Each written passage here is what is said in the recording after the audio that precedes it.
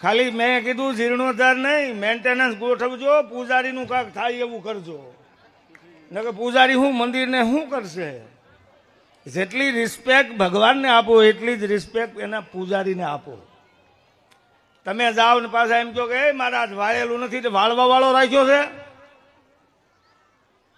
આદર અને ભાવ સાથે હોવું જોઈએ. મંદિરો બનાવીએ છીએ, જૈનના સાધુઓને ક્યાંય ભીખ માગતા જોયા છે આપણે? તો આપણે મંદિરો હવે અત્યારે સારું છે, ભગવાનની કૃપા છે, કરોડ કરોડ 1.5 કરોડના મંદિરો થાય. તો પૂજારીની માટે આજીવિકામાં શું? એને આજીવિકા નહીં હોય તો એની તમારી જેમ જીવન ધોરણ ઊંચું લઈ જવું છે. એની જો એને આજીવિકા નહીં હોય તો મંદિરો મૂકીને જતા રહે છે. આ પ્રતિષ્ઠા જ્યાં થઈ છે ત્યારે ગામ લોકો સંકલ્પ કરે કે અમે રોજ સાંજે મંદિરે દર્શને જશું. મંદિરો મોટા મોટા થઈ ગયા, દર્શનાર્થીઓ કોઈ નહીં, રોંઢા સુધી ત્યાં બેઠા હોય.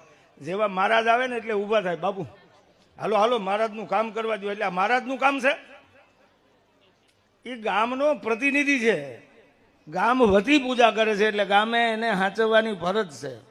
મંદિર બનાવો એની પાછળ મેન્ટેનન્સ મૂકતા જાજો.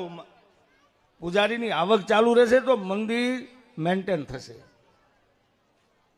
અને વાઘા હાટું ખરડા કરવા પડે, દિવેલ હાટું નીકળવું પડે, આ શરમાવા જેવી વાત છે.